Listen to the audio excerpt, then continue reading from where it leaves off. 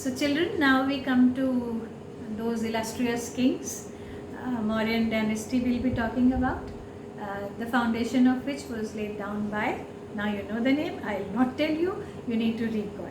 But who made Chandragupta Maurya Chandragupta Maurya? We all already know. This is Kautilya, Chanakya, original name was Vishnu. He was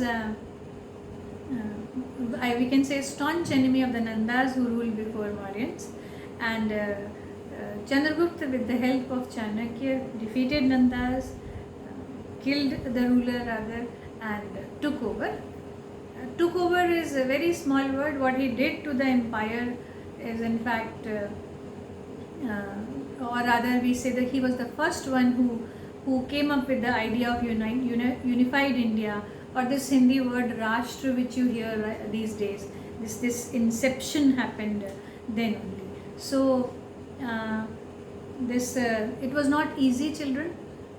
Nanda dynasty, those kings were very powerful, and it took in fact many efforts by Chandragupta when he could defeat them. There's a very nice story involved on this. One day Chandragupta defeated, shaken, and depressed. He was, and it was raining heavily. He was passing by a hutment and he was very hungry, wet all over. So he entered in the hutment and asked for some food. And there was an old lady sitting with her grandchild. So she made a bowl of porridge and gave to her grandson and Chandragupta Maurya. So grandson was very hungry, how children do, like he took a spoon and in the middle of the porridge he filled the spoon and took it in his mouth, and mouth was burnt because porridge was warm. So this old lady said, you did the same mistake as Chandragupta Maurya did. He attacked at the center of the Nanda dynasty and he was defeated. Instead, he should have attacked on the periphery and defeated those people first, and then he would have gone to the center. And see how a common lady gave mantra to this person who became the great Chandragupta Maurya. So Chandragupta, there were many people who were involved in making Chandragupta. Then with Seleucus, he had a great battle with Seleucus also. Seleucus, who now we have done in the beginning, in the first video, that Alexander, when he went back to Macedonia, he left behind his Greek general Seleucus behind, and then there was again a great battle. Let's come to page number 45 and you will underline few things over here, then we will be moving forward. Second paragraph, first column, underline, after a long series of battle with Chandragupta, the Nanda capital at Pataliputra fell. This led to the emergence of a new dynasty, the Mauryan dynasty, with Chandragupta Maurya as the emperor. Then fourth paragraph of the first column, underline, in 305 BC, India was again attacked by Seleucus, a former general under Alexander. Chandragupta defeated Seleucus. And according to the treaty signed with Seleucus, Chandragupta got, these are now northwestern ranges, children, Kabul, Kandahar, Herat, Baluchistan from the Greek commander. Seleucus gave his daughter Helen in marriage to Chandragupta. So these are the important event which, like it is considered as a big thing, in India still date. If you defeat somebody who doesn't belong to this country, so he with the support of Chanakya could do it. And come to the second last paragraph of the first column.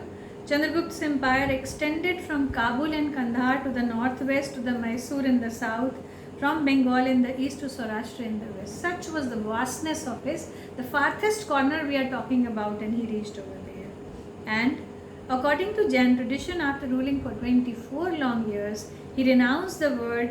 He handed over the kingdom to his son Bindusar. And Bindusar was son of Chandragupta Maurya. Let's come to page 45, second column, and underline. Bindusar succeeded his father Chandragupta Maurya and he conquered many parts of South India after defeating 16 rulers. And as we did in the beginning, he also extended the boundaries of his father's empire, like father, like son, so to speak. But Ashoka was the greatest of all. Till date, we all know him. His epitaph, Ashoka the Great, he is known as. So let's come to Ashok. I don't have to talk about much about him. Let's underline.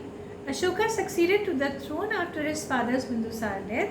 On ascending the throne, sitting on the throne, Ashoka took the title of Devanam Priya. Like I told you, the Devanam Priya again is a Hindi thing.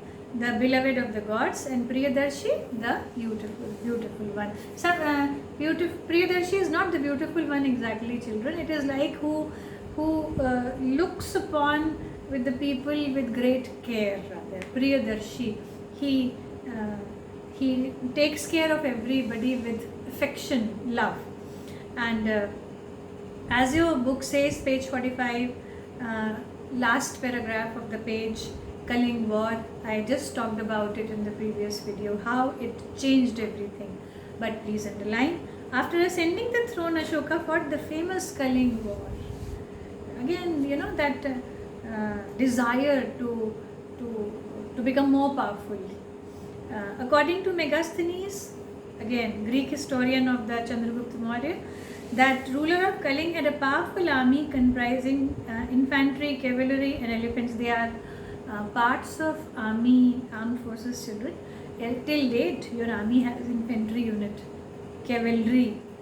I believe you know the meaning. I will not tell you, find out. And cavalry particularly is very interesting. Ashoka faced tough resistance. According to Rock Edict number 13, both sides suffered losses, but people of Kaling suffered the most. As I told you, there were no winners and losers in this war. Ashoka lost the war even when he had won. We are on page 46, importance of Kaling War. Though in a nutshell, I have already told you that death and destruction caused by the Kaling War brought about a great change in Ashoka. Underline this sentence, children, page 46.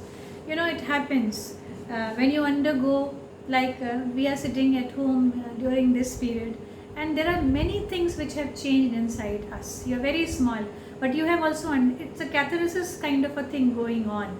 You also have changed. You know, let me give you one example. We have all the money, everything, whatever we want, comfort at home, everything we have with us. But we have to make ourselves, like, you know, we are not in that good mood as we used to be. We are missing things. So what do we want in life? Like to be with our family, to be with our own people in our own house. Then also we have to tell ourselves that everything is fine. But still everything is actually fine, because whatever is happening in throughout the world, it is happening with everybody. We can only sit back and pray and continue doing our duty, that everything will be fine in the end. God is great, He'll help us, no doubt. And very soon our vaccine will be, it has been announced rather, and everything will be fine.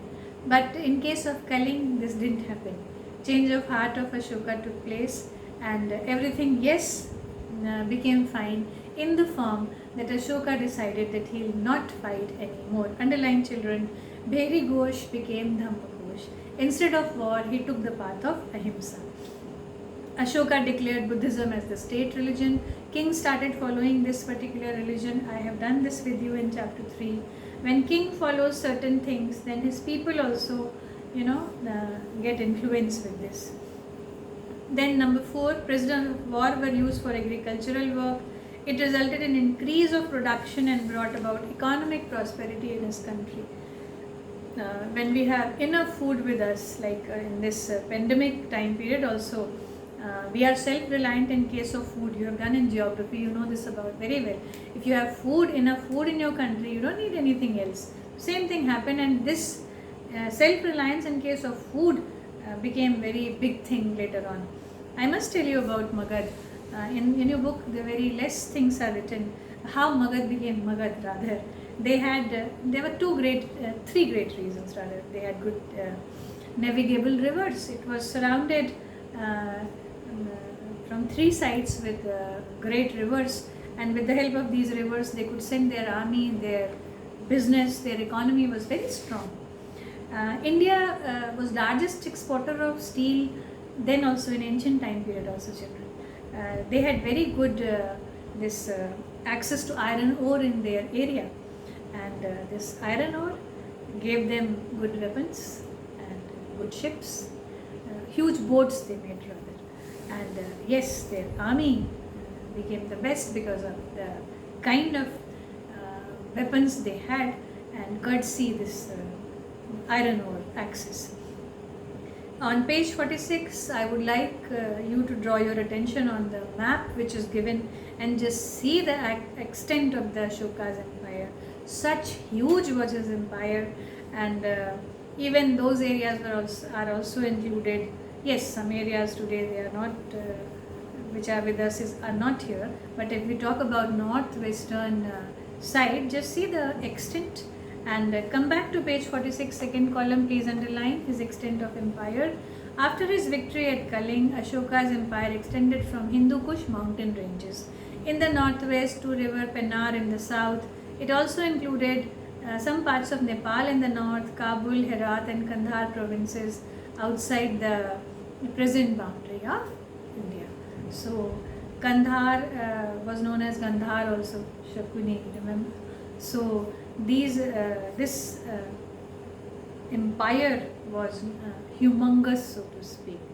So we'll do more in administration in next video, children. Thank you.